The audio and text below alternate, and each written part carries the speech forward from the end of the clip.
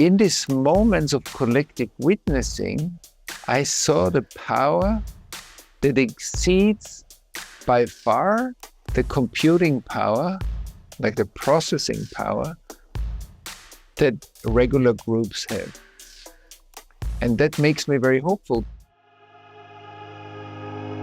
Welcome to Point of Relation with Thomas Hübl, a podcast that illuminates the path to collective healing at the intersection of science and mysticism. This is the Point of Relation.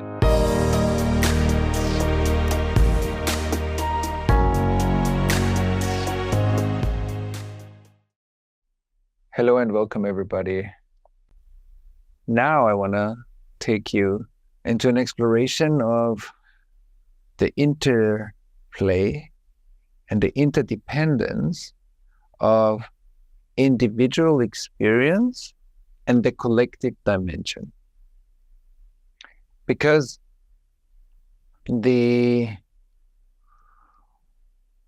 might say, okay, I am a person, I'm an individual in this world, and I'm living my life. And there are also other people around me, and they are living their life. And relation is how we get along with each other. Sometimes we get along well, and sometimes we don't get along so well. And this is life. We can also say that within my personal individual experience, which created in the good sense autonomy, belonging, becoming. So I know I became a grown-up, mature human being. I can live my life. I'm functional. I can follow my passion, my creativity, my purpose. And at the same time, I can relate that purpose to the world, because my purpose doesn't exist just alone in myself, but my purpose is something that coexists with the need of my environment. So if there is a poet and nobody listens to the poetry, so the poet can write poetry, but the real unfolding of the purpose of a poet is in the participation of an audience in the poetry and in the need of the audience, that poetry opens up new spaces that allow us to kind of see and feel more of life and take us maybe out of a thinking that is too tight, that became too tight, and it opens us into new perspectives, makes us more fluid, and allows us to listen to a different language to life. And so the interplay between the person and the collective, or somebody opens up a business, if nobody needs that business, the business cannot exist just on its own, just because it has a purpose. It has a purpose because many people need somebody that helps them to build a house or sell them food or anything else. So the business coexists in the one that bounds it and in all the people that needs the products and the services that this business offers. So the purpose is the coexistence of the individual and the collective. And so sometimes when we think individual, we think actually individual separate. Now what I want to look at now is how that relating sometimes means that I try to overcome the separation and interact with the world. And when we talk about principles like resonance, so sometimes we resonate with life, and sometimes it seems we don't resonate with life. But often it also means that I meet dissociated or numb zones in myself, and that's why I don't feel the kind of resonances that I have. And sometimes some things simply don't resonate with me because they don't kind of touch me in my energy or my intelligence or my potential. So it doesn't have a strong resonance, but that's a gradual spectrum that we move on, and it's not all the same, which means that we, through awareness processes, we can learn to discern when am I in my autonomy, in my individualized self, and still I feel I am a part of a whole. I'm a part of the collective, a whole world, and so on. Or when do I feel individual? But actually what I'm saying, I feel a bit separate. I feel a bit alone. I feel a bit withdrawn. I feel I don't fully belong. I'm afraid when I come into groups. I'm afraid to not find my place in society. There are many concerns that arise out of a sense of a subtle or a strong separation, feeling of being separate. And we know that separation is one of the symptoms of trauma, versus interrelatedness and interdependence being a sign of the individual and the collective coexisting in all of us, meaning being interdependent. And why am I talking about this? Because I have seen many, many times, and sometimes in very profound ways, how a bunch of people, sometimes hundreds of people, come together into a room, and within a fairly short time, we created such a kind of intimacy, closeness, openness, and presence with each other that out of seeming strangers, suddenly we had a we space that was fairly coherent. And the coherence of the we space is something that we could call like a presence within a collective or a group, a presence within a we. And when that presence reaches certain levels, it becomes a more and more powerful resonance body. So the individual is a string, and the we is the resonance body. So when a person speaks in a group about his or her own issues or life experiences, it's like the music of a string, and many people listening to that person, but not only listening with our minds, emotions, bodies, presence, relatedness, spirituality. When we listen with all our senses and we are present, that listening is a powerful amplification of the person's consciousness.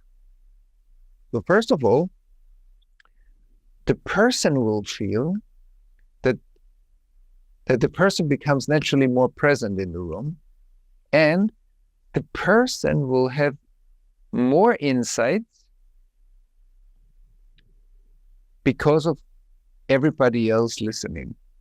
Just by speaking, the person will have more insights because so many people listen. And of course, for a healing process, hundreds of people listening are a powerful amplification for the person's healing. So when we work with a person in front of a large group on some kind of integration processes, the process that happens needs way less time, is much faster and deeper.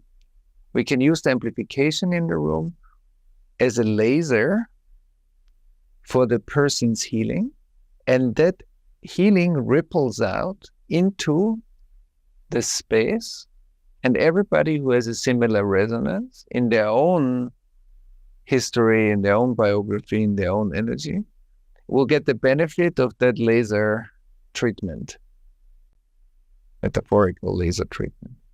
And so that means that after some time of different people going through different processes, it's like when you take many drops of water and you let them drop into a lake, onto a water surface, and every drop creates waves.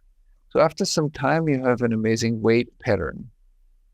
And that wave pattern is the acceleration of healing within the collective. And of course, we need a collective group that comes together for the purpose of healing, because that's basically the basic alignment in the center of the circle that we focus on.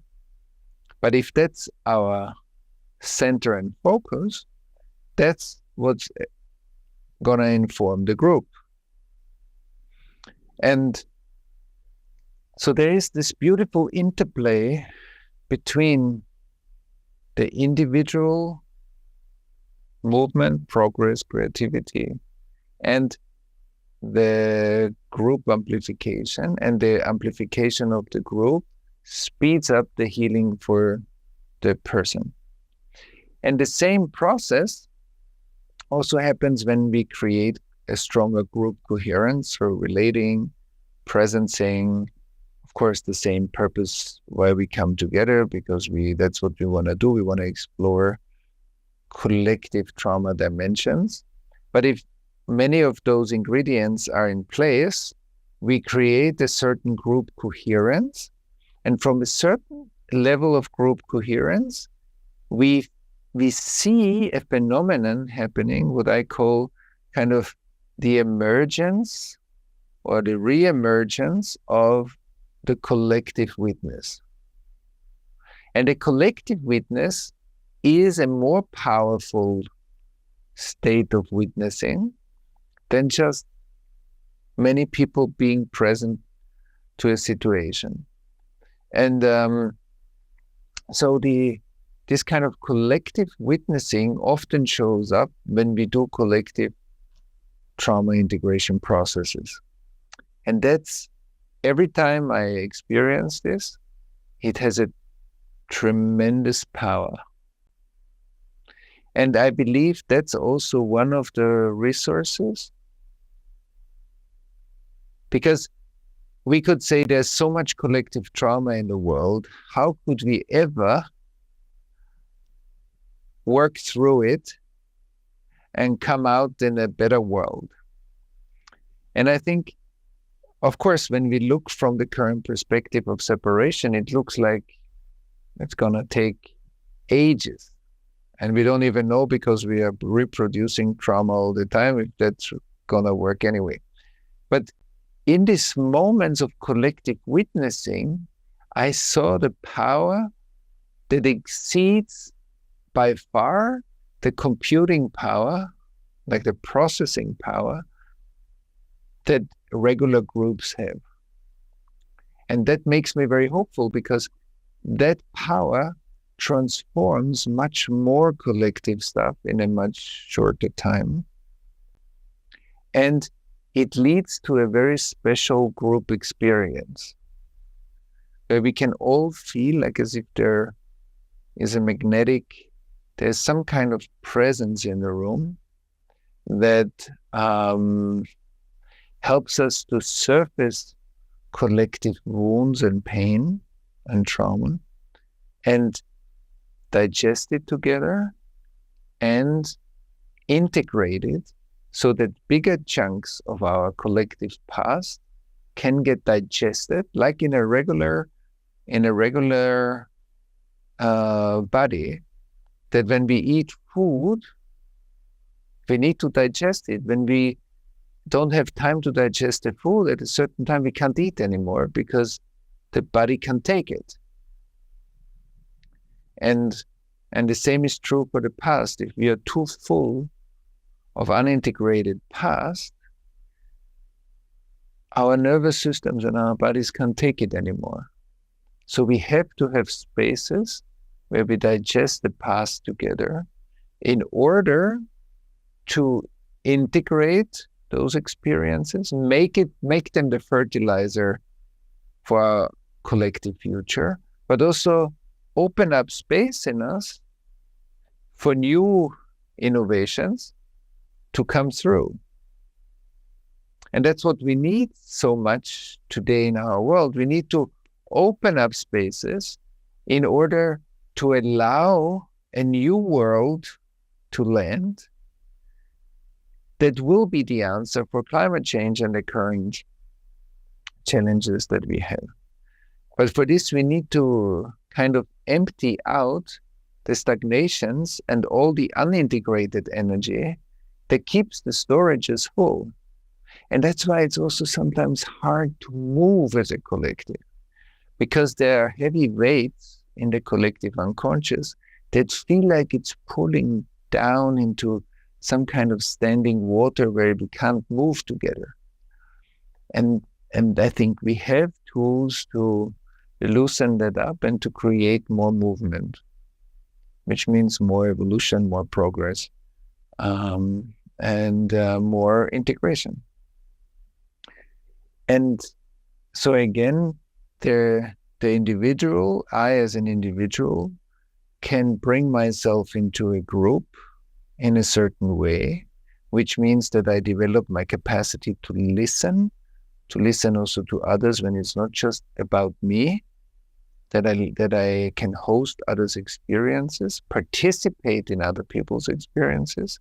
And when other people share, I can be very mindful of my own inner physical, emotional, mental experience.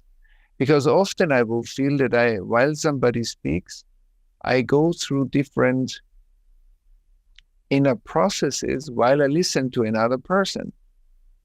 And that what I go through is partly, of course, connected to me, but is also partly connected to what the person expresses while he or she speaks. And that's very powerful. If I can learn to listen to that and notice the fluctuation that I notice when I get tired, I notice when I'm energized, I notice when I have strong resonances, I notice when I check out and I find myself thinking about my emails instead of listening to the person. And all of this is not about judging, oh, I should listen like a moral stance, I should listen to the person. No.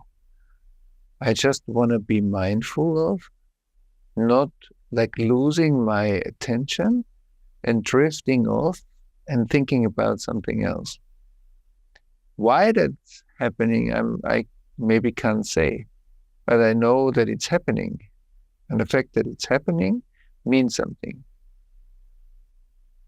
And then in other moments, I will be very dedicated and I will be very empathic and feel a lot when another person speaks. And then I will reject what the person speaks and will ask myself why I'm here at all.